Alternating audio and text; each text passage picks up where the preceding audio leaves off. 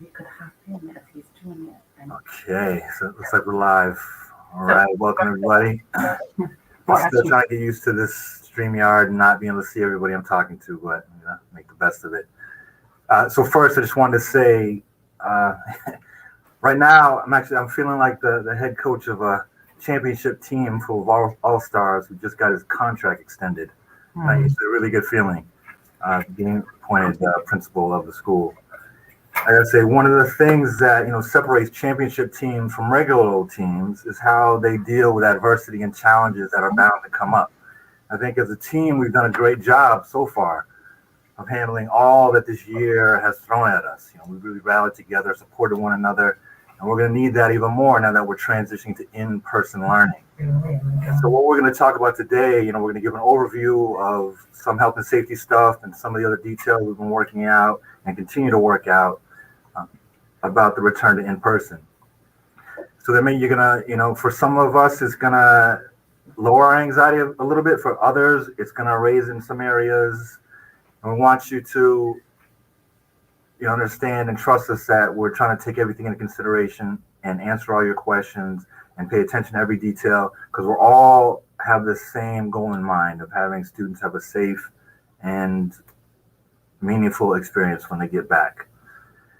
So as we're going through this, when you have questions, we're going to have a Q&A at the end. And we really want folks to really pay attention to what's going on and the information that's being put out. So if you can limit the chats back and forth, also appreciate that. And so now I'm going to just jump into kind of the agenda and what my portion of it for this afternoon. And so you're going to hear from the admin team. You're also going to hear from Ben from facilities, also Robin. And then again, at the end, you're going to have time to answer some questions, ask and get some questions answered. So, as I said, one of the things with a lot of the information, one of the things that I've been getting a lot of questions about and what I've been hearing has been raising a lot of people's anxiety is about mask wearing and how we're going to address students who aren't necessarily wearing their masks, things of that nature. And so first off, obviously the adults, we're going to model what good mask wearing means. And for the students, a lot of times if they're not wearing their mask or wearing it correctly, we're generally going to start out with a conversation with them to try to find out what's going on with them. Why aren't they wearing a mask? And if it happens again, then they are going to be told that, they don't have to be in person. Like if they want to be here, they're going to be expected to follow the protocols because we're trying to keep everyone safe. This message is going to be given to all the students and the families when we have our family information, health and safety information session on April 28th. And also, once the details are worked out of some of the things that we're talking about today and still trying to figure out, it's also going to be sent to families as well. So we'll have it in writing, and we're working out and thinking about potentially even having almost like a sign off on some of the key elements and expectations that students are going to be expected to adhere to. Maybe have that signed off when they first get here, and like an A period is kind of like an introduction to being back in the day for the first day. And also, of course, with adults, we're going to want y'all to be outside as much as possible, especially for like your lunch breaks, things of that nature, for you just socializing. And with students, again, some of this stuff other folks are going to talk about what the day will look like and some of the key expectations around mass breaks and lunches and things of that nature. So if I'm jumping around a little bit, I apologize. And whatever I miss out, I'm sure the admin team will help fill in the blanks. Okay, so I'm going to just move on to the next part. So we know folks are going to be coming back on May 3rd. And we're really going to try to create a really welcoming environment for them and welcome back all the folks that are here, some sort of mini celebration for the folks who are able and want to come back. And we're going to figure out the details of that. But for a lot of you who want to be involved in that, it may involve as many of us as possible being outside, kind of greeting everybody as they get here. We'll have some music playing, try to create a festive environment to welcome those folks who are going to be back in the building, welcome them back here. And also part of the welcoming back will be obviously your classrooms and how they're set up. So the week of the April 26th, that first week after the break, that's going to be a time when you can take a day or two and make that asynchronous and come in and really set up your classrooms the way you want to, again, trying to create that welcoming, inclusive environment. Keep in mind, of course, that you'll also be teaching folks at home who will be virtual and the folks who are right in front of you. I'm going to leave that up to you, how you want to schedule that. But again, we're thinking like a day or two asynchronous, and then you can figure out when you want to come in. If there's specific needs you'll have, especially around maintenance, please let me know that, and then I can let the maintenance folks know. Because right now the plan is throughout those days, that week of the 26th, to have at least one maintenance person kind of designated to each hallway to help with moving stuff. But if you realize there's gonna be a lot of stuff that you're gonna need to move around and rearrange, the more of a heads up you can give me, I can let Donnie and his guys know, and so we'll be better prepared to help you along with everybody else who's gonna need help getting settled in and reacclimated to their spaces at that time. All right, and so also one of the things that we're going to do and trying to welcome back some of the folks, especially those who haven't been in the building yet, like the ninth graders and the folks new to our district, is to have what I had been calling an orientation, but it's actually going to be more like a tour. One of the reasons it's not going to be a huge informational orientation session is because we're really not going to be able to provide transportation both ways for students. So we don't want to make it a big thing that a lot of folks are going to, who can't get here are going to miss out on. So we do want to offer the opportunity for some students who haven't been in the building yet to come in and be able to do tours. We'll have a few different times, like maybe 9. Some folks can show up or at 10 o'clock or at noon or at 11, and they'll come in and there'll be a tour. We have a bunch of students who will also be or are willing to give those tours and kind of do the, what I wish I knew as a freshman kind of talk. But a lot of them, as they're giving them the tours, we'll give them their schedules. And I'm going to make sure that all the students who are involved in that, whether they're going to be part of the tourees or the tour guides, to let all of you know so you'll understand why they're not in your class at that time. Those are the kind of things I'm going to start out with. Ran through them kind of quick. Again, we have a lot of stuff to go over in limited time. This is a lot of information. And I believe all these StreamYards are recorded and you can access them through the our ARHS channel. Right now, I'm going to turn it over to Mickey, and she's going to talk to you about some other stuff. Thanks. Okay. Hi, everyone.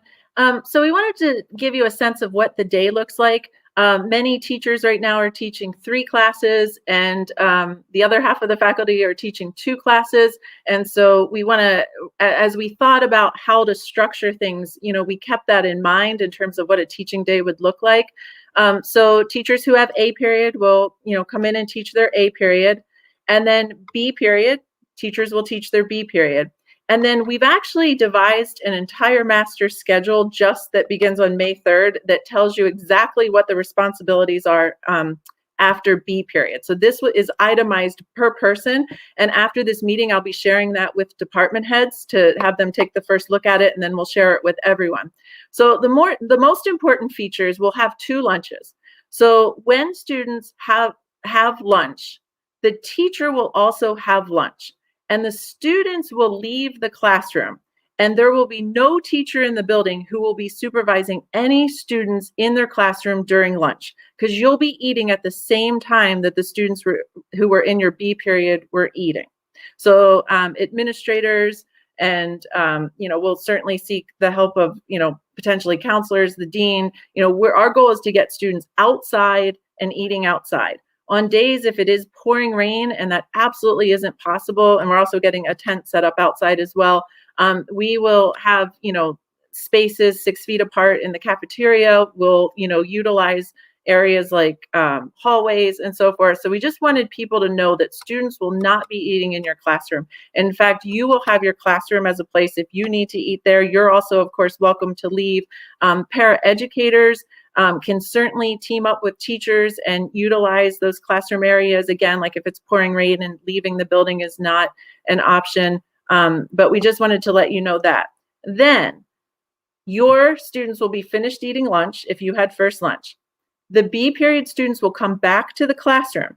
And if you are a teacher who is in your 3, you actually will not have those students. Someone else will cover those students for you. So we have a couple different approaches. We have some people who only have 1 or 2 students B periods who will be teaming up. But again, that's itemized on a spreadsheet that we've already created. So that will be a 30-minute prep an additional prep for teachers that are teaching 3. If you're teaching 2, you will have your B period students when they come back from lunch, if you had first lunch. At the same time, let's say that number, and that number tops out at about 16. However, students who have academic skills, AAC, or D period will not be with you, B period, because they'll be assigned to those other places. So we're also doing a schedule for that as well. So that number will only shrink. It will not increase.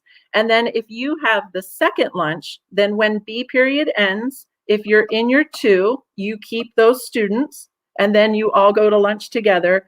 If you're in your 3, somebody's either going to come relieve you or your students will be sent to another room. And so we'll work that out at the individual level. So I hope that's really clear that you are not going to have students in front of you eating lunch in your classroom. And then the D period teachers, and there's a small number of you that have D periods, instead of having your B period, you actually will have your D period students. And again, that number tops out at 14, I believe. Most of those are single digits. You'll have those students during that time. So we'll talk through that. After this, we will send a Google Meet link to D period teachers if you would like to talk more about what that will look like. So I hope I didn't confuse you. My goal was to provide some clarity around that block. And then also, last thing I'll say is in terms of numbers, so we're expecting 457 students A period. That number increases by C period. The largest number of students in the building at a time is during C period. Right now, 477. So when you think about dividing that group in half for lunch, it's about 225 students eating lunch at a time. Okay, so I know Ben has another meeting, so I'm going to turn it over to him right now. Thank you. So for those of you that don't know me, which I imagine is the majority of you, my name is Ben Harrington. I'm the Assistant Facilities Director. And I'll be giving you a presentation today about, in the background there. I'll be giving you a presentation about our custodial protocols and procedures. And then hopefully I'll have a little bit of time to answer any questions you guys may have. So if we could there we go. All right. So we can. All right, so the most important thing to know, one of the most important things to know is that our custodians during this whole pandemic have actually been trained by the company that provides us with the chemicals that we're using.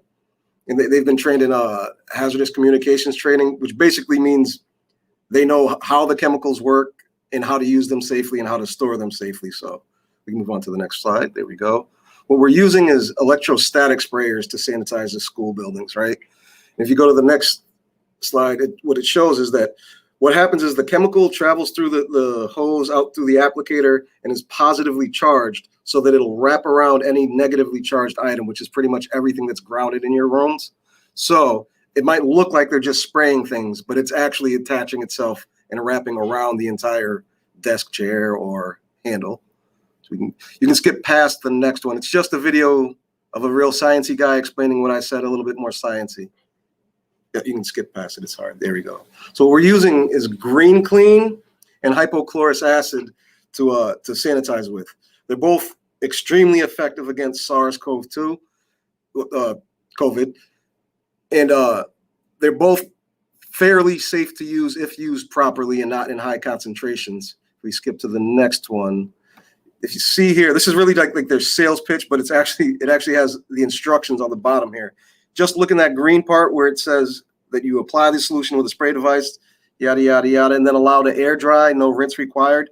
That's why if you remember back in March prior to us abandoning ship, you saw there was like a chalky substance. We actually wanted that there. There's a difference between clean and sanitized. We're going for sanitized right now. So we can skip ahead there. If you look all the way at the bottom, it gives the dwell time. That's how long the chemical needs to sit on a surface in order to kill the SARS-CoV-2 virus. And the solution that we're using is slightly under 1,100 parts per million, 1076. You can scooch to the next one. This is the other chemical we're using. Everybody knows about this, right? This is what all the cool kids are talking about these days. So we really don't need to explain that too much, right? We all know what we're looking at here. I'm joking. Next slide. What that is the hypochlorous acid. So it's 100% organic. We actually are making this on site. It's really just water, non-iodized salt and electrolysis, and it pretty much makes this product for us to use, and we can generate it daily and as needed. If you fast forward ahead, what it is your body makes this same exact chemical, right? So a virus comes in, pathogen comes in, your immune system goes on red alert, sends out the neutrophils, it surrounds the pathogen, it creates this hypochlorous acid, and then kills the pathogen. That's exactly what we're doing on your doorknobs, desktops, and other common touch points. If we go to the next part, yay, science. So this is probably a little bit more relevant to elementary school. So I'll just explain that we have protocols for specifically for bodily fluid cleanups in a COVID era, right? Somebody bleeds in your room, I don't know, vomits, these sorts of things. If you skip ahead, that's there's a brief summary of it. If you're really interested in this kind of stuff, I can go ahead and fire out an email to you. You can read up on that. We'll go to the next. So, as I said earlier, our primary focus for what we're doing, and this is going to shift a little bit to let you know that there's been new CDC guidance regarding the fomite transmission of viruses. So we're slightly less concerned with surfaces. We're still concerned with surfaces. So we'll be mainly sanitizing and disinfecting, right? And the idea there is to just kill whatever viruses may be lying on the surface. And it's not just viruses. We're not just worried about COVID, right? There are other things that can make you sick. It's kind of what our custodians do on a, for consideration in the future, it's what our custodians do on a regular basis.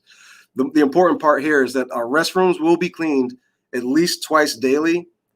And then somewhere in between, they'll be getting another round of sanitizing. So we'll go on to the next one. So, and what we've been doing all along is basically keeping track of every time touch points have been sanitized in your building, right? We want to know what we're doing that works and what's not effective, right? And this is one way that we keep track of that. It also allows us to keep track of our daily schedules, and so that we know that, you know, the entire third floor of the high school has been sanitized 3 times, 2 times, or whatever. We'll move on to the next one. There's a lot of writing there. So we also have a larger document that has everything that we're doing, right down to the chemicals we're using to clean mirrors, right? Every administrator, every head custodian has a copy of this comprehensive document. That's available for you if you'd like to read through that as well. I can email that out. Very proud of that. It's the War and Peace of Cleaning. So what we need from you all is simple cooperation, right? If something needs to be cleaned, we should know about it. It shouldn't just be the complaint form, right? We all have to work together to create the safest possible environment. That's what we're all shooting for here. Next one. That's pretty much, yeah. So, and then one back. This is also very important. Every school has a PPE depot. That's where you'll get your PPE in basically, hand wipes, these sorts of cleaning supplies. The custodians are not supposed to be supplying that to teachers. And I believe the Talib or one of the administrators here can correct me on this, but I believe it's your administrative assistants in the office that are handling your particular PPE depot. That's who we'll be doing the ordering from, and we'll continue to replenish those supplies. You can move on to the next one. So the other thing that we ask of you all is that at the end of the day, regardless of the setting that you have your air purifier set to, just so you know, on the lowest setting, it's still effective, and you can go ahead and talk to your class and be heard. At the end of the day, if you could turn that to the highest setting and make sure the rocker switch is turned to on, that's the UV lights, that way that we can ensure that our staff is safe to enter the room later on and actually finish the rest of their job. We can go to the next one. The other thing to be aware of is you'll see wall-mounted and stand-mounted hand sanitizers. If you see one that's low or empty, feel free to reach out to the custodians or the office and have them reach out to the custodians. We definitely need to make sure that those are always operating. Hand safety is important. This is the most important part. If you see something, say something. It's kind of like what I had said earlier. We need to know everything that involves us to do our job as best we can, right? We're, again, trying to keep the safest environment possible for our students here. So, and if you don't feel comfortable talking directly to a custodian or your administrative staff here, on this last slide, I think this is the last slide that yep, I timed that right. That's my information. You can feel free to reach out to me at any point.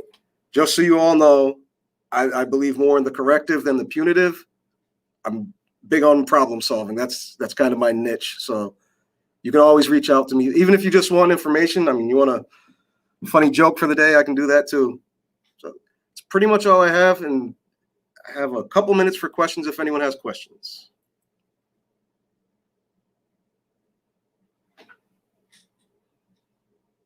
Sweet.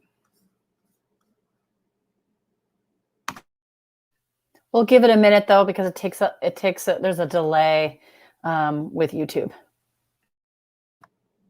It looks like there's a, did I miss something?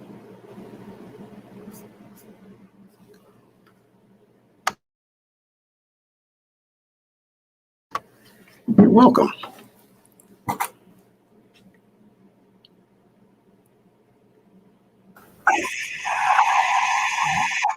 So yeah, all core classrooms do have air purifiers. The main office should have one. Is that correct? There is a air purifier in the main office, yeah. And then I believe, like in the counseling suite and some of the more common areas in office suites, there are purifiers. Yeah, I would have to. Yeah, it all comes down to the report we got from Nexus Consulting. It's broken down by area, and for your building, I mean, there are hundreds of entries, so it's hard to kind of recall off the top of the head. And I'm not sure if the Warren piece of cleaning is available on Amazon, but I can get it to you for free. That's what I do. We'll be going through what to do. With classroom between classes in terms of sanitizing. So, okay, now I get the A and B part. Okay, so basically, what you guys would do is wipe down surfaces that you personally are concerned about, right? We don't need to do mass sanitizing between classes. It's a matter of comfort. Based on our guidance from the CDC, there's not a heightened, it's not like a heightened threat from surface-borne transmission of the virus, right? So if you have a student who eats lunch there, absolutely wipe down the surface. It's just a matter of basic, right, sanitary functions, right? I mean, sanitary practices, right? So that's really all we're doing. And that'll be mainly with the alcohol wipes. There was guidance before that we weren't supposed to use alcohol wipes on electronics. I've spoken to Jerry Champagne, absolutely okay with us using the alcohol wipes on electronics. So those surfaces can get wiped down like that. We leave the air purifiers in. So the placement of the air purifier in the room is not super important, right? That it's going to turn over 250 or 285 cubic feet per minute of air, regardless of where you put it, right? My personal preference, if I were the teacher, is to put it somewhere where the sound would be less of an issue. But other than that, you can go ahead and put it anywhere in that room and it's going to do its job. Where did I miss? I think I agree with Jim's different. No. So the gyms, they have air purifiers as well. They're just gigantic. They're called HEPA 2000. It's the same thing you have in your room, essentially. It's just a gigantic version for a gigantic space. What else do we have? When we ask students, does this really need to be a teacher job? It's not, I mean, it's personal preference as far as wiping down, having kids wipe down desks. If you're gonna have a kid eat in a class, I would highly recommend that. Just in terms of, I mean, we have issues with rodents and these sorts of things that we don't want to fester. hallway air purifiers and air circulation. We're not expecting people to be in hallways for greater than 15 minutes, so it's absolutely not necessary to have purifiers in the hallways. Next one.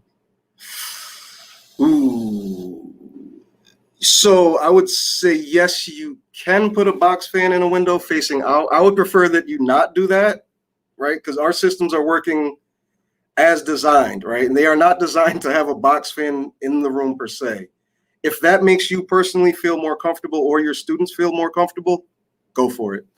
Just make sure that it's pointing, that the airflow is going out the window, not in, and we're not dragging more pollen and these sorts of things from the outside. That's another thing that we need to kind of be considerate about.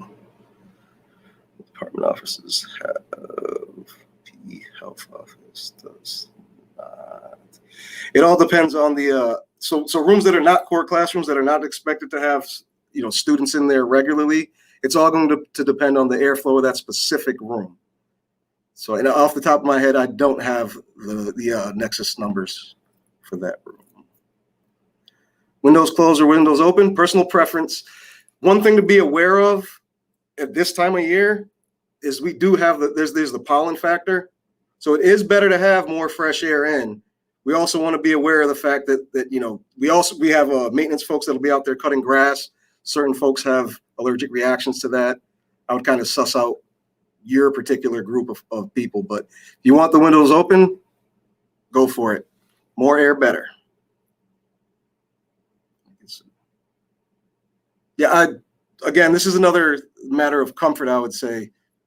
Running the AC unit when it gets super hot, I would advise that. That's how I get down. But in terms of safety, it's not really affecting it at all. Else? I feel like I missed a question on the other side here.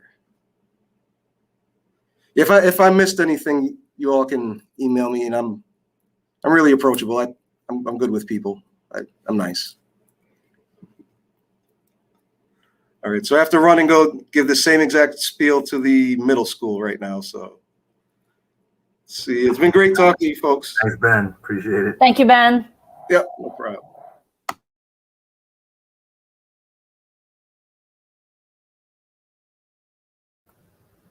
Okay, so now I believe, Robin, I think you're up. Hi, so I'm Robin, one of the nurses. I'm here with my comrade, Mary, who is going to be a socially distanced, masked, 6 feet away when I do this presentation. But I just wanted you to know that there was someone in the room with me while we're doing this. Okay? So the nurses put together this PowerPoint that is currently on the ARPS website. It's been shown at all the schools. So I'm going to go through it kind of relatively quickly. It was made for district purposes. So there are some points that are going to be addressed that are probably more relevant to the elementary school, but we can answer questions as needed. And it was developed when we were following the state, Massachusetts Department of Public Health, the CDC guidelines, and in collaboration with the Amherst Health Department. So you can go ahead and move on. Yeah, so together we can do this, slow the spread together. And then you can go to next. So it's important to know what kind of masks to wear. You probably already have this information. Basically, we don't want people to wear neck gaiters or the masks in the red there, the unacceptable masks. Are masks with a filtration system on that. The problem is that they're just not really protective. So we are going to have available at school the kind of light blue treatment or surgical masks. We also have some KN95s available. We will not be providing the N95 respirator masks because that's a mask that requires a custom respiratory fit program that we do not have. Go ahead. So we do have a handful of students that are in our school that have mask exemptions, and kids can qualify for a mask exemption with approval from their healthcare provider, and basically the kids with developmental issues. And the goal of these kids is to be able to build up tolerance so that they can wear masks for longer periods of time. But you could see some of those kids without a mask, and we do have documentation in the nurse's office. The thing everybody needs to be aware of is that if you're working with a student who has a mask exemption, then the staff member either needs to wear safety goggles, wrap around not just reading or eyeglasses, safety goggles and a face shield. And we have those available. In a minute, I'll get to the PPE supply, but we do have that available. Mask breaks, I think Tala might be addressing that. Obviously during eating and drinking, kids and staff need to not have their masks on. And outside, if they're socially distanced, is another time that kids can have masks off. Hand hygiene is pretty basic. I think everybody has this information. As Ben was saying, we do have sanitizing stations in all the classrooms.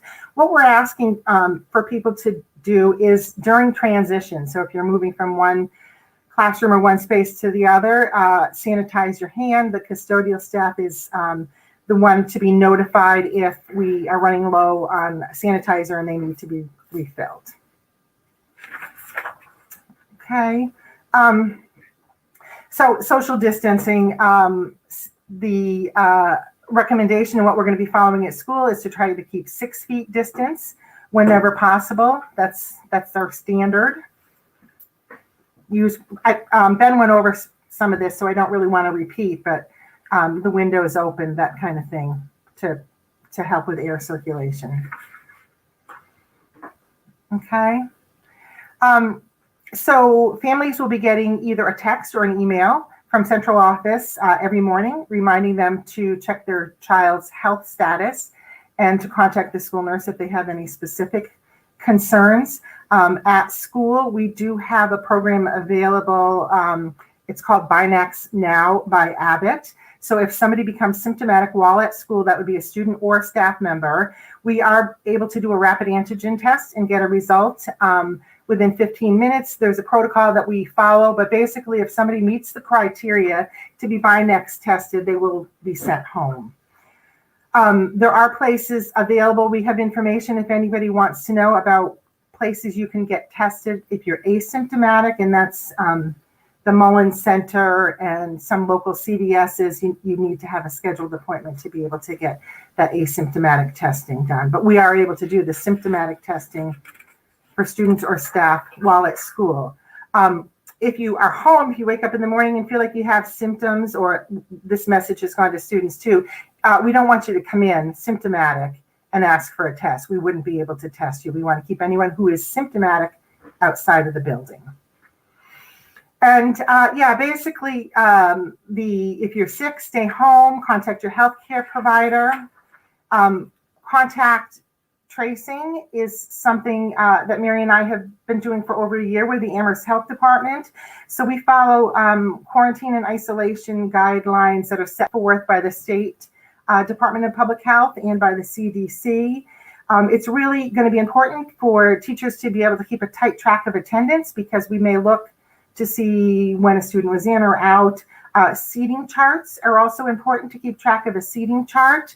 And the bus drivers have been advised of this too. So we can hopefully find out where a student sits on a bus if somebody was symptomatic and on the bus. We do ask that staff sign in. There's a sign-in sheet in the main lobby that helps us know who's in and out when. In the event that we need to do contact tracing, when the sign-in sheet for the day is done, it comes to the nurse's office and we keep a hold of it for a while. In the event we have to backtrack a couple days and look to determine who was where and when. People are, just so that you know, people that are considered close contacts are people that have been within 6 feet distance for more than 15 minutes of a positive case. School nurse visits. The state is asking that we limit school nurse visits. So this is kind of a funny message coming from the nurse. We are not able to have kids come down. We used to have a lot of kids come down that need to take a break or need to take a nap or whatever. We're not able to do that anymore because we did have to cut down a couple of spots to be able to remain social distance in the nurse's office. So we just have 3 spaces for kids available. Each staff member will be given kind of a mini first aid kit to keep in their classrooms. And we're not asking anyone to do any major first aid in the classroom. And if you're in the middle of something that's important, you can definitely either radio Mary or I, or call us at our extension. Everybody's going to be given a little red card like this that has the extensions of the nurse, the main office, and actually the dean's office if you need to contact for any reason. We are also currently working with a CNA, a certified nursing assistant. We do have a medical waiting room, which is actually room 13 up across from the auditorium. And that is for students or staff who become symptomatic during the school day. So if you have somebody who meets the criteria of symptoms, you can either call us on the phone or radio down to us, and Mary or I or the CNA will go up and get that student, bring them to the medical waiting room, and then from there make a plan, which would include, you know, getting a history of symptoms, contacting a parent, potentially doing a Binex test, making a decision about disposition from that point. But we will be working with a CNA in our medical waiting room with that. Drop off and pick up. I don't know if Tal, if you want to address this a little bit later, but obviously we're not having parents bring their kids into the building. I think I might have you handle this, Tal, in case there's anything that I'm not aware of as far as who's going to get dropped off where and what the process is for coming in and coming out of the school building. All right, yeah. Okay. The next slide is about traffic flow signage. The custodial staff has marked all the floorways. There's signs on the walls just reminding people to stay socially distant. And there's kind of a one-way traffic flow that we're trying to make possible. I know commingling in groups is going to be probably an issue with high schoolers, but we'll have to address that as it comes up. Again, reinforcing the social distance 6-foot mask wearing. Okay, eating and drinking. This was addressed a little bit earlier. Students and staff are encouraged to bring their own water bottles. Actually, the district purchased a supply of water bottles for all the students. They are going to be handed out in the A period class on that first day on May 3rd. Drinking fountains, we're asking people to use them as water fill stations only, and not actually, you know, drink from them. And Talib did go over the plan for staff and students to eat when at school. So the shared equipment issue is really more of an elementary concern, and the CDC has recently changed their guidance about this, about what needs to be cleaned and how often. You know, basically we don't need to clean every item all the time. If you're working in a situation where a student is across the table from you and another student is going to come in, we would obviously recommend cleaning that surface. One of the other things that the custodial staff is able to do, if you have a concern about something that's been grossly contaminated, you can leave it out with a note. And when the custodial staff comes through in the evening, they have that spray system that they can spray down whatever it is that you feel like needs to be cleaned. Things like library books, those kind of things are not the concern that they originally were thought to be. Okay. So the PPE, we're going to have our depot in room 13, which is the medical waiting room. And I know that the clerical staff are going to be the people that's in charge of that. There's a system that's been set up through maintenance. So if you need something in your classroom, and we're really asking people, or classroom or office, we're really asking people to kind of monitor the supply, because if you realize that we don't have something right away, we're not probably able to get it. We need to give the maintenance department a little bit of lead time to be able to get things back to us. But there is an email address, which is called ARHS office at arps.org. And if in the subject line you put PPE request, one of the people in the office will be able to receive your request, add it to the Google form that goes over to maintenance. And in the meantime, hopefully we'll have some back stock in our medical waiting room. The CNA there is going to be able to monitor that for us, and we can get supplies. But the nursing here in the nursing office, we don't have supplies. We're not going to have extra things. It's going to strictly come from from the medical waiting room. One of the things that's important to note here is they're asking people not to bring in their own cleaning supplies because there's concern about all sorts of chemicals in those supplies and the mixing of the chemicals in the air. So it's kind of a funny thing to say, but we're asking for alcohol only in the classrooms, which means alcohol wipes, not bleach wipes. There's another wipe that's been out there that the district ordered that has a different chemical. We hope we've removed them from all the classroom, but when you come into your classroom, make sure that your supply of wipes, surface wipes, is alcohol based. And if not, I know that they have ordered that from the main maintenance office, so hopefully we'll get that to people in need soon. Okay.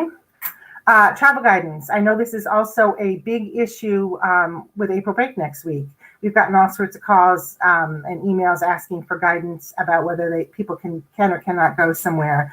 So at the moment, the governor has issued a travel advisory, and that's what it is an advisory. I know that got put out on the district website. So if you are going to be traveling somewhere, you can check the guidance. There's the state and CDC has a link that has kind of answers to questions that are a little bit out of the norm, but we're not going to be policing where people go over April break. We're asking people to just do the responsible thing for themselves.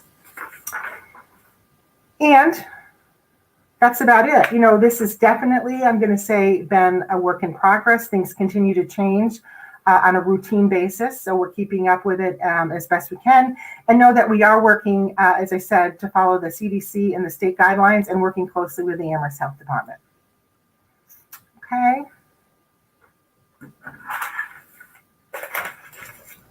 Thanks, Robin.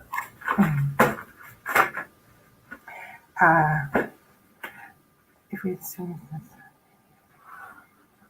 so people will be notified of, and unfortunately, this is just going to happen. It's what's out there right now. People will be notified if there's a positive case in the building, but there won't be any specific notification to anyone unless you're determined to be a close contact. So that's the purpose of our contact tracing. We obtain information in a lot of different ways. No case is straightforward. There's always a twist and a turn when we do contact tracing. So we will be contacting anyone who needs to know if they've been in 6 feet distance for more than 15 minutes of a positive case.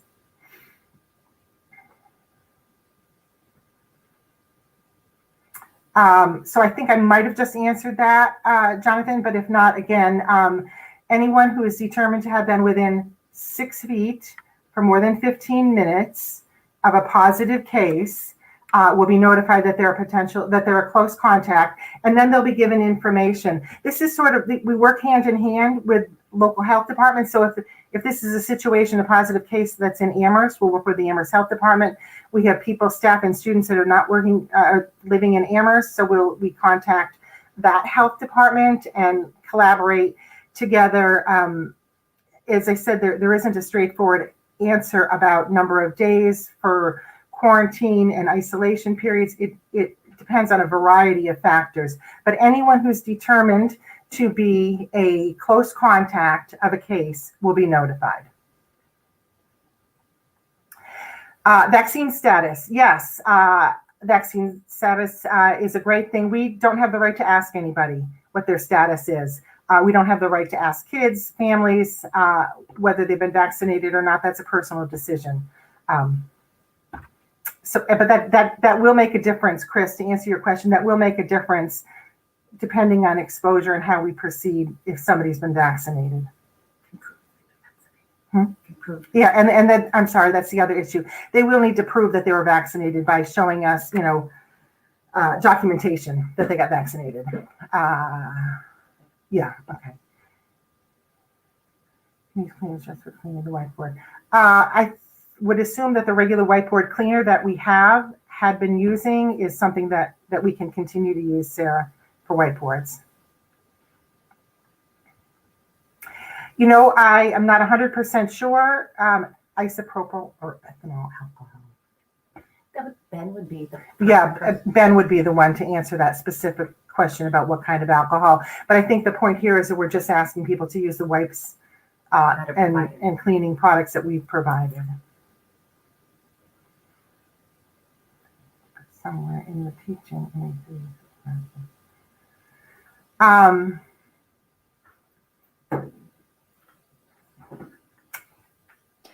Danielle, I don't think we're going to have any 3-foot teaching classrooms given the number of students that are coming in.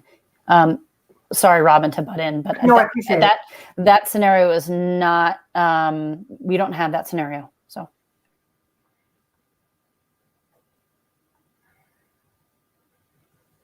You know, 6 feet is 6 feet. That's what we're going to go by. We always err on the side of caution. If somebody is, 5 3/4 feet away, or 6.5 feet, I don't know. We'll make a general decision when those situations come up. But 6 feet is kind of what we're going by. It's definitely what we're going by. How many steps does that mean? To clarify and include these other questions. They may be, but Cover the secular definition of close contact. Anyone who's determined to be a close contact will be informed that they're determined to be a close contact. So we do contact tracing only inside the school building, and that's what I was referring to. We work in collaboration with either the CTC, which are contact tracers from the state, or the local health department, depending on what the local town is using, and we work together to collaborate to see who we have determined to be a close contact. Anyone who is considered a close contact will be informed they're a close contact of a case, and then will be out for a period of quarantine. What are we supposed to do if we need to quarantine or isolate? So if you need to quarantine or isolate, you need to stay home. And HR manages the use of sick time. I don't know if Talib, if you have an answer to that specifically from HR. I don't have an answer specifically from HR, so they definitely be the ones to contact about how that is being managed. If it's your general sick time, or if they have special COVID sick time days. Yeah, so just my experience anecdotally, because we have had positive cases in the district, that HR is very reasonable to work with about accommodating people from their time off. If they need to be in quarantine and isolation, they can't be here. Some people I know have been doing remote teaching in quarantine. Students have been learning remotely in quarantine because they're feeling okay. The issue is that they can't be in the building.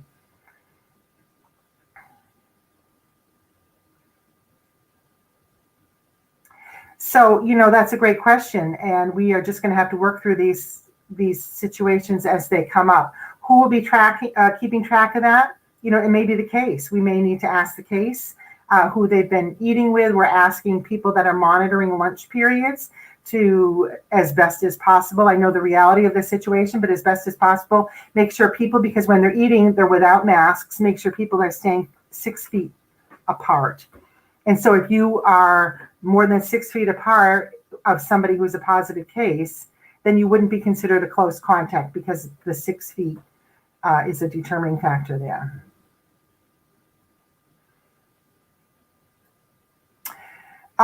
The community will be informed when there's a positive case in the building, and the teacher may, depending on a lot of circumstances, may be informed if we need help with contact tracing.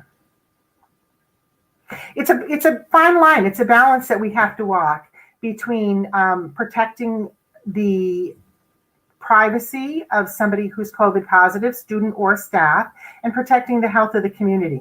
So it's a balance that we have to walk. And during times of pandemic, we don't hesitate to do what we need to do to gather the information to ensure the safety of the community. Yet on the other hand, we're not going to be publicly announcing anyone who's positive or anyone who's a close contact. Can we use them? I'm going to have to turf that question. I don't know. Yeah, so it's my understanding that the weight room has been tested and is cleared to use. So it's just a matter of cleaning the equipment, having wipes in there, and I would suggest having the students clean after they've used a certain, the bench or the bells or whatever. But it has been tested and okay for use. So pool testing, Roland, that's something that we piloted this winter, And to be very honest, we didn't get a great response. There's a certain number of samples that need to be in a pool. We couldn't even at times make up a full sample. So there were times that Mary and I just kept pooling ourselves to round that out. So we decided as a district, if we didn't have a high enough percentage of people to participate in the pool, it really wasn't going to do a whole lot of good for us. And what we were finding anecdotally is that people were saying, oh no, I signed up for it, but I don't really want to do it because I've already been vaccinated. So at this point, we are not doing pool testing.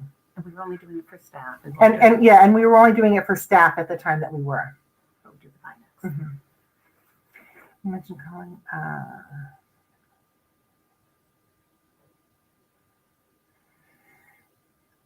So that's a great question, Karen.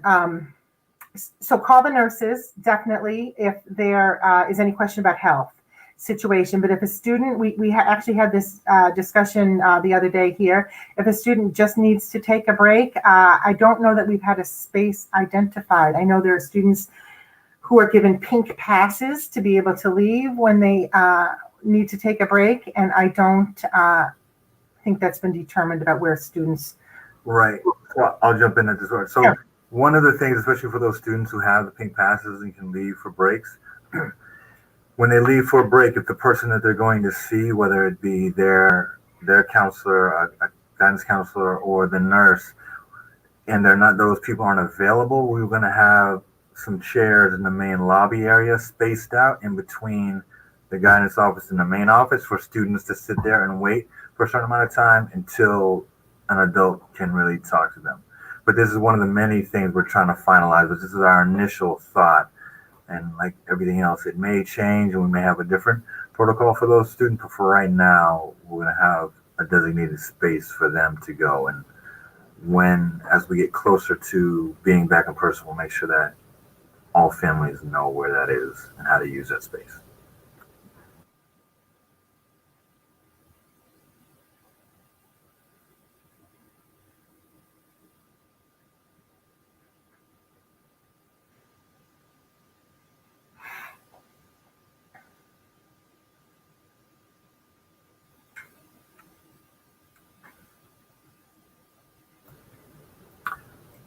So I think given the time, it's 1:24 and we still have a lot to talk about. I think I'm going to go ahead and move on, if that's okay with y'all. Thank you, Robin. That was a lot. You have been shouldering a lot and we really appreciate you. So I just want to thank you publicly because you have been handed an enormous task. So again, if we have additional questions, we'll try and answer more at the end. If we can't get to them all, you can send them to Talb and Nikki and I, and we will get to those. So my job right now is to talk a little bit about, oh yes, and Mary. Mary, I'm so sorry. Mary, you have to poke your head in. Say thank you to Mary O'Brien as well. Thank you, Mary. Love you, Mary. Okay. So my job right now is to talk about what a classroom will look like and what will teaching look like. And there are a bunch of things to talk about here with two categories. One category being what are the rules in the classroom, right? So we've covered a few of those, but certainly not all of them. And then what's the pedagogy, right? Like what's actually going to work here? And so I'm going to start with the rules because I think they're clear and I think they're simple. And so the first rule, as I think Talb and Mickey have mentioned, if you're teaching an 8-period class, you'll need to be here at 8:30. We'll send out more information about when you'll need to be in the building if you're a teacher. So the rules are a little bit different for teachers and paraeducators. But if you need to be here for 8-period class, you'll need to be in the building at 8:30. Your classroom, the setup of the classroom, the students all need to be facing forward and desks placed 6 feet apart. As you can see in the chat, there's a bunch of people that are concerned about 3 versus 6 feet. There's really only one class in the building that has more than 16 students. And he knows who he is, and we're working through that. And most classrooms will have 6 feet distance with 16 students or less, okay? If you believe that your classroom doesn't fall into that category, get in touch with us. But we've done a bunch of measuring. So please speak up if that's the case. So again, facing forward 6 feet apart. if you're sharing materials like in a science lab, etc., we do want to try and clean those between uses. Okay, I'm going to encourage you all to ask students to do some of that cleaning. Okay, you can supervise that like we supervise everything. There's going to be no eating in classrooms except for teachers and paraeducators during that lunchtime. So no students are going to be eating in class. No snacking, no eating. As well as drinking in class, we're providing water bottles with straws.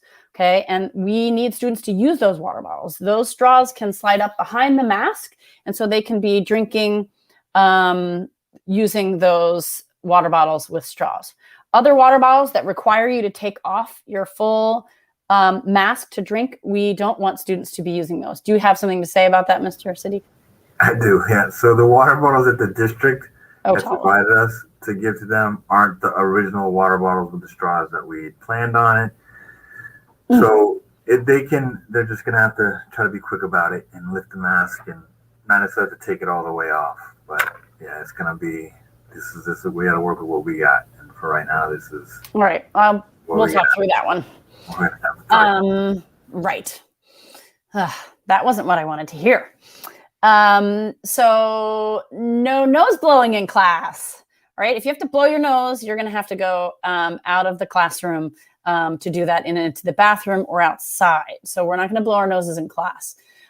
Teachers will have an extra stash of masks for students that show up wearing a neck gaiter or wearing one of those masks that are sort of deemed unacceptable, or if their mask breaks in class. So you'll have an extra stash of masks.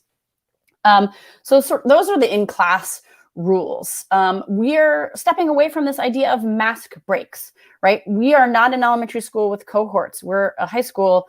And so mask breaks in class can be problematic, and particularly with high school students. Oh, why is your mask off? Well, I'm having a mask break. I think none of us really want to deal with that. So if you as a teacher would like to create a time during class every day where you want students to have a mask break, I'm encouraging you to take the entire class outside, spread them out, and take off their mask for 5 or 10 minutes, okay? But that's up to you. If you see that a student is struggling, they can take off their mask in front of the window, facing the window. Another option would be to ask for help from the outside, and someone can come retrieve the student and take that student outside for a mask break, okay? But in general, I think we're going to step away from this idea of mask breaks. That's a loophole, and we know that teenagers love loopholes. So I'm going to move away from the rules now and into pedagogy, because I think a lot of people are curious about this. How is this going to look? And to be honest, we've got a challenge here. And the challenge is that half of the students are remote and half of the students are in person. And so what that means is we need to attend to the remote students as much as we're attending to the students that are directly in front of us. And that's a challenge. And so what you're going to have to do as a teacher is you're going to have to face your students in the classroom, looking at your laptop, facing out. They're all facing you, if you remember that classroom setup. Again, not our favorite setup for teaching. We all know that. None of this is. So using your laptop, facing forward, facing the students, and you're going to need to teach using Google Meet. Right? So what this means is that all students will have to have headphones with a microphone. They were handed those with Chromebooks. And so we will write home about this to make sure that students have those, because that's pretty important. Those were handed out with Chromebooks. So again, you're going to be teaching very much like you're teaching right now. Okay, and I know that's not ideal, and not everybody wanted to hear that. But in the scheme of things, we really need to be equitable. And again, since half the students are in class and half of them are out, I think that's the way we're going to have to run it. So using the board, using the whiteboard will make it really hard for remote students to stay, to hear what's happening and to be able to participate and to see what's happening. Okay, so I'm going to encourage you again to use things like Jamboard and Padlet, your shared docs, your shared slides, And again, all of the remote practices that you've been really accustomed to. So this brings a lot of IT and technology questions forward, which I'm fully aware of, and we've been working through them, and this is hard. So I just want to give you the update, the technology update, that IS is adding new higher speed access points for Wi-Fi. So we did a little assessment of the building and where all of the access points are. So we're adding additional access points, and then access points are going to be boosted. Again, access points are where the Wi-Fi, where you connect with the Wi-Fi, and most of them are out in the hallways. The access points that we had in place for the second and third floor were sufficient to run, for the most part, to run MCAS. Okay, so that's the good news. We did discover that there are places, other places in the building that will need additional access points. IS has also added an additional drop in the front of the building so that there's Wi-Fi outside, out sort of in front of Talb's office, but also out in front of the athletic office. So that whole front of the building has Wi-Fi outside. There is also Wi-Fi in the back of the building. So that was added. And there's also Wi-Fi in the courtyards. Okay. And so that's the good news. We will have Wi-Fi there. In order to create additional outdoor space, what I've asked for is I've asked for a collection of hotspots for each department.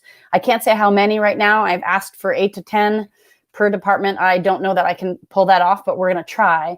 Each hotspot can manage 8 students. So let's say you've got 16 students. You'll need to borrow 2 hotspots from your department head. So my idea right now is that those hotspots will live with departments, and you'll assign them out through department heads. Okay. I'm still working on that one. That one is a little bit tricky. We may discover at times that the Wi-Fi isn't working well, right? You won't be surprised by this because this happens. And so there are a few strategies that we're going to use. We're going to ask students may have to turn off their cameras. We're going to ask students to not connect their personal cell phones to the school Wi-Fi, right? They're going to have to. So that's an important thing. And so that does jam up our signal a little bit. So that's a little bit tricky. And that'll be sort of part of classroom protocol. So if the Wi-Fi if we are really struggling with Wi-Fi, teachers can project their computer, which has the remote students up on the whiteboard so that in-person students can see the remote students, but the opposite may be a challenge, right? So it may be a challenge for the remote students to see students in class, depending on whether or not the cameras are on or off. And Mike Thompson points out that there's no change in protocol there. However, you may actually have to ask students in class to turn them off, okay? What we also may need to do for a while is teachers are going to need to do all of their uploading and downloading of documents and files before and after school. And so I just got the okay from Mike Morris. One of our hopes is that, if you have a prep, right, you are welcome to go outside for that prep. You're welcome to leave the building. If you have an A period prep, I would encourage you to do your prep outside of the building so we can, we can maintain our bandwidth and have fewer people downloading and uploading while in the building. Let's see. I'm sure you'll have 1 million questions. I'm going to move on. I'm going to leave that tech update because I have a ton to say, but I think that is enough for now, given our time. A question about tents. So we have asked for additional tents. It's a little bit challenging given the site that we have, but we've asked for a tent right outside of the lunchroom. We've also asked for a tent for band and chorus, and band and chorus are going to get the priority for this because otherwise they actually can't practice because they do need to be outside to play their instruments and to sing. And so more on tents later. Bathrooms are a little bit up in the air, so I may go ahead and skip that because we're struggling with that right now to sort it out. Good move, yeah. We're going to skip that. We're on Plan C right now. we'll get back to you when we have a solid plan. Do you want to leave that with the rotunda question as well, Talib? For right now, yes, please. Okay. So bathrooms, rotunda, we've got like 4 scenarios running. We're trying to sort through all of them. And it's complex, but we want a system that will actually work. So we're going to have a pretty careful protocol for students that decide to shift from in-person and back to remote, okay? Because we're going to need to track who those people are. So we're going to have folks fill out forms, families fill out forms so we can track that, because we anticipate that students will want to go from in-person back to remote. We are not allowing students to use lockers. No lockers, right? Because with lockers, you have sort of congregating, and we're trying to reduce congregating in the hallways. So I think that's all I have until I come back to all these questions, because I'm sure there's 100 of them. But I want to turn it over to, it looks like Mickey, who's going to talk for 1 minute about substitutes. Yeah, or even less than a minute, because the reality is we just don't have substitutes, and we just have to acknowledge that, they've tapped as many people that are willing to work across the K-12 district. And as you know, in general, it's tougher to get substitutes at the high school level. So our plan for substitutes is to have to collapse the in-person classes, which is why we have spreadsheets with data on like how many in-person students are in every single class or across the school building at any given time. And we will identify larger group areas to spread out desks 6 feet apart, where there might have to be 3 or 4 different classes, depending on what the need is in those areas. And then those students will be working on asynchronous assignments. This is a time where if you are in year 2 and you have any interest in assisting us and are willing, to sub, definitely send your name to Terry, like she does every year. She'll be making a list of anyone who's willing to help supervise. And, again, like I know that it's not even worth mentioning the pay differential. I think, there's a very small one, but if that's something that you're willing and able to do, we greatly appreciate it. But otherwise, our plan is that those students will be collapsed into, those classes will be collapsed into settings so that they can all work on asynchronous work. And that's really the best, I think that we can come up with at this point. All right, so I'm gonna go all the way back and look for questions.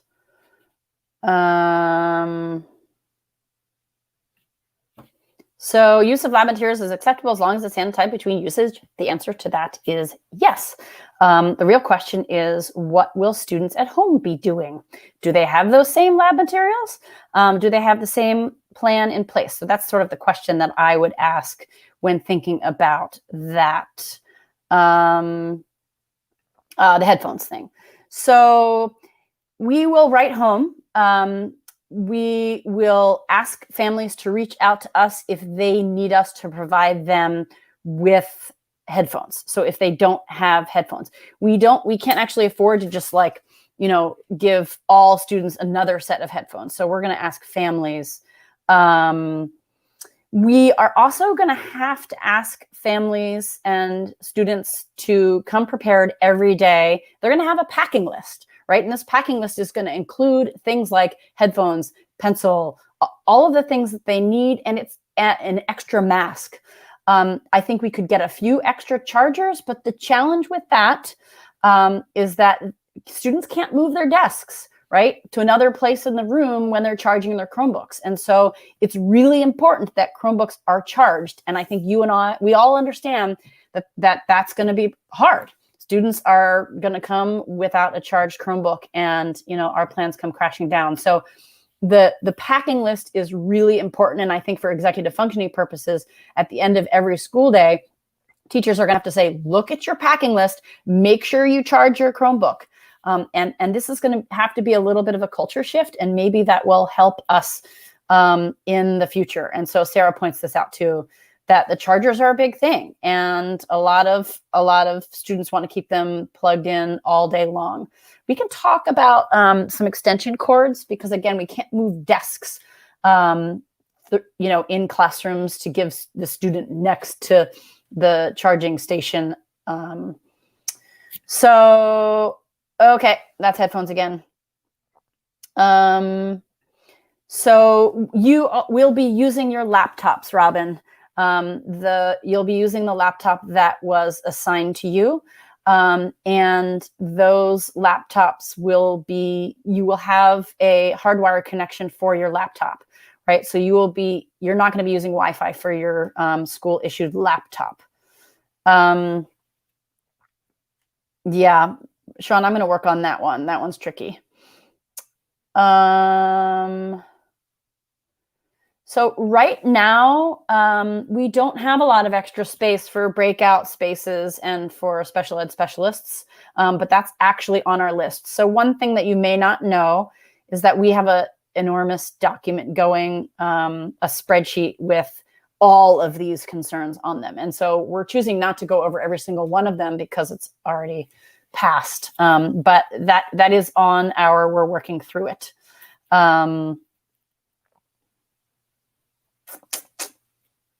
Let's see.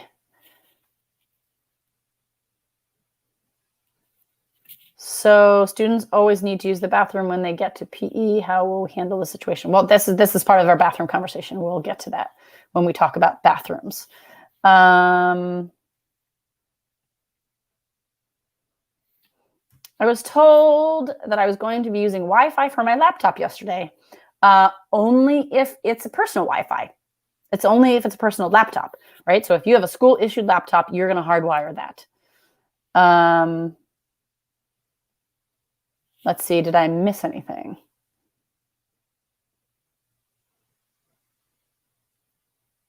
Okay, Ala, this is a good question. What if someone is in person, feels sick, and wants to come to class remote? What if they just stop? Okay, so those are two separate questions. If someone is sick, they should come to class they should come to class remotely. Absolutely, that's the good news. If someone just stops coming to class, that's a separate question, right? And so then you'll have to enact the student support network for that, guidance counselors, et cetera. That's a separate plan. Those are two questions. Oh, Jeff.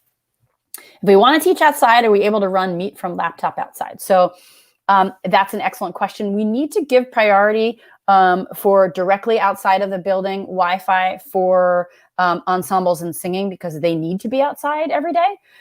It's one of the reasons I'm trying to get us hotspots, right? So hotspots will run 8 students at a time. So the hope is that you'll be able to take 1 or 2 hotspots outside and yes, run your Meet from your laptop outside, right? So, and, we're not going to micromanage the outdoor space, right? So if you do have hotspots that day and you want to go outside, you'll have to go outside and actually walk around a little bit and see where the best spot is. I don't know if you want to add to that, Talib, but that's sort of what we're thinking. We can't do signups for outdoor space. That's just too complex. Right. So that pretty much sums it up, but a little more generally. So around the edges of the building where the Wi-Fi reaches, the people who have to use, laptops, Chromebooks, should stay there. If you're having a discussion or reading a book, I encourage you to go find a field. We want the track and the practice field next to it. That's going to be reserved for PE, but pretty much any other field, the football field out front, the lacrosse field out back, the little hills along the side of the building, the road leading down to the middle school, wherever you can find a spot to set up shop outside. Yes. So Ethernet cable, that when I say hardwire, that's what I mean. So there are Ethernet cables in classrooms provided to staff to use with the school supplied laptop. Patty, you and me, can you plug in your personal laptop? No. So you can use them for Wi-Fi, but you can't plug them into the hardwire. You can't use the Ethernet. So you and I will be figuring that one out together, among other people. So Ben, I don't know what this is, or what IT person was that said this, but this is wrong. So you will plug a school laptop into an Ethernet cable, and it will be hardwired.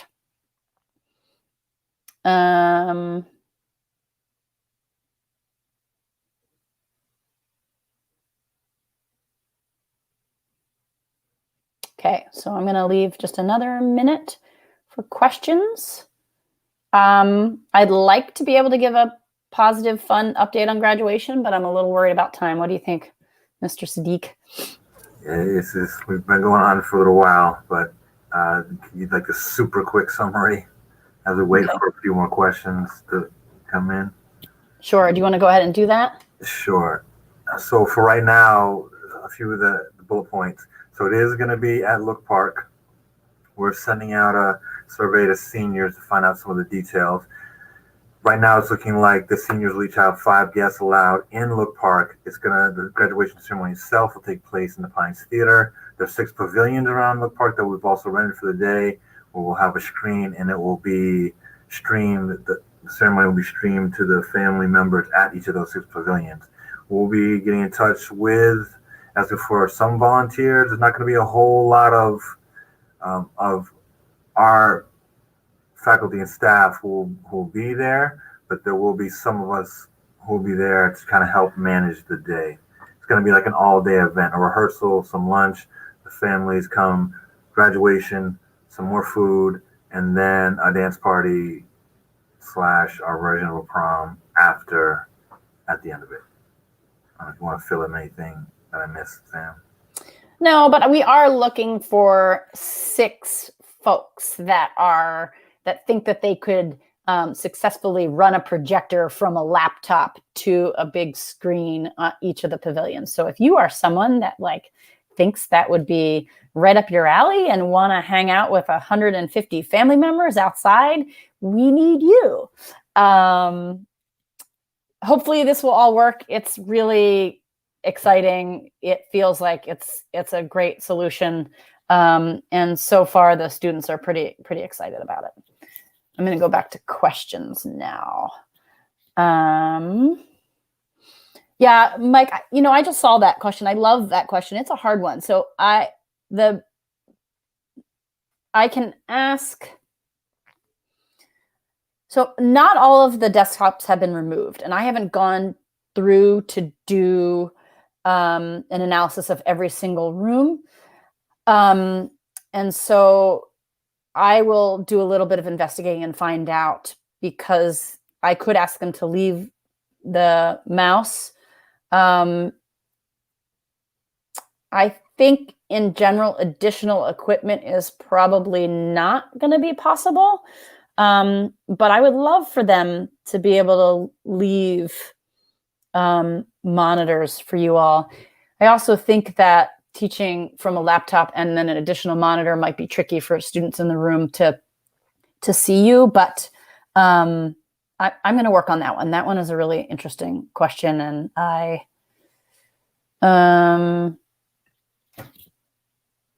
think we all need to note how hard it will be for kids to have no snacks, no phones, few breaks, little spaces for choices. Yeah, I hear you. And that's why we're trying to sort of create celebration and excitement for return. But Alyssa, yeah, you're right. You're absolutely right. But again, we're talking about a dangerous virus.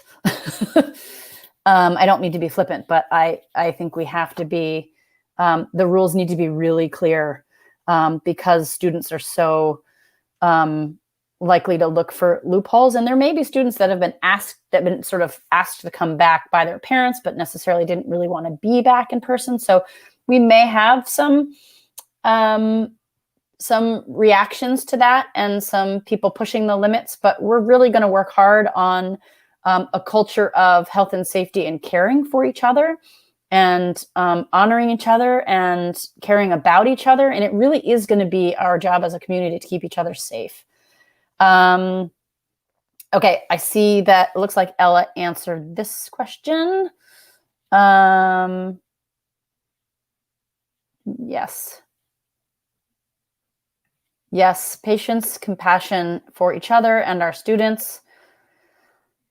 Yes. And Jeff acknowledging this, it's giant, right? None of us are pretending it's not giant. It is a big deal. I think, yeah. So different chargers, extra chargers, all of that's going to be tough. I'm back to our packing list is going to have to be,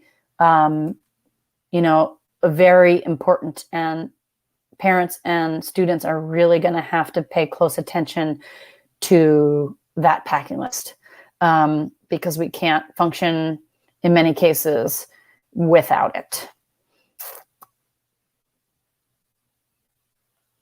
Yeah. Will these rules be available in differentiated translated for family format? Yep. Yes, absolutely. Absolutely. Okay.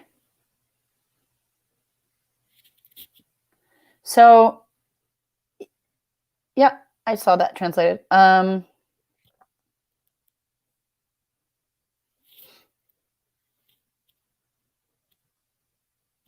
that's one of the things I said. That's going to be part of sort of classroom protocol. So they won't be able to connect their phones to Wi-Fi. They're going to have to use their cell signal. Yep, Patty, you're pointing out a problem. I'm aware. No, not so. They don't do so well. So I think we're going to have to create maybe some charging stations. Yeah, we're going to have to work on this. This is a challenge. Karen, I like this. Explicit, clear rules, boundaries are always ways to love, care for, and support others. I love that. Yes, I agree. I agree 100% on that one.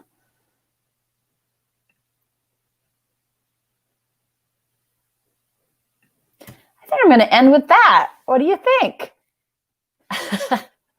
I'm going to call that a thank you.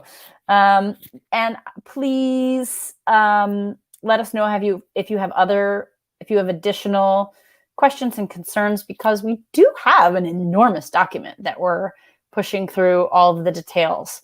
And it's a mammoth document, and every single question is really important to us, right? We don't want to belittle or lose track of any of your questions and concerns, because they really do matter to all of us.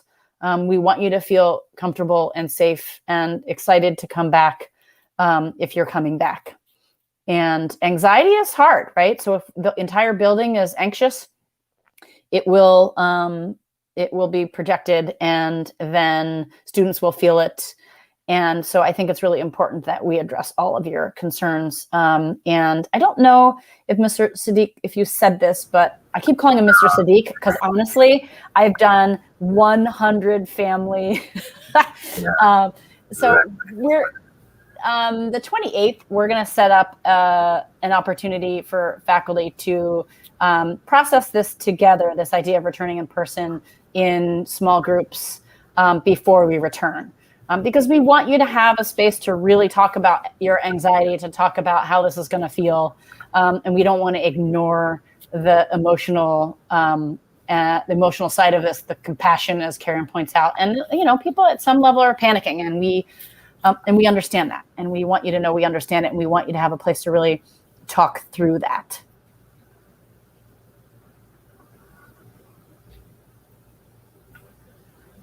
All right. So we've definitely gone over the schedule amount of time. Appreciate everybody hanging in there, and for all the work you continue to do. So I think it'll be good to have that time for us to have small group discussions on the 28th about other concerns. And again, before we get to that point, if people have other thoughts, ideas, concerns, suggestions, please let us know. We'll do our best to answer those questions or to implement the suggestions that you've made into the overall plan. So hope everybody enjoys the rest of the day and can get out in the sunshine. And I think we're going to meet with the D period teachers briefly in a separate meet that I think was sent directly to those teachers, if I'm not mistaken. Yeah, a calendar link was sent, and I promise it will be very short. Okay. All right, take care, everybody. See you soon.